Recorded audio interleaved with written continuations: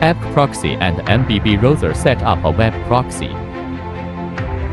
First, open the ABCproxy client, extract an available IP.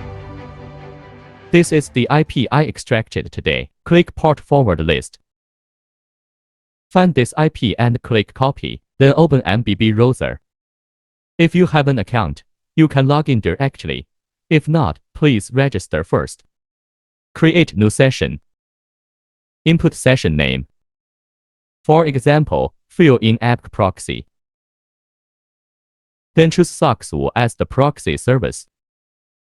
Fill in the IP you just copied from the ABCproxy client. Click Test Proxy.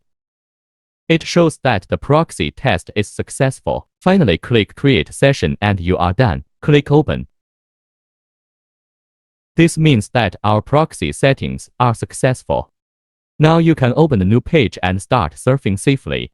Thanks for watching.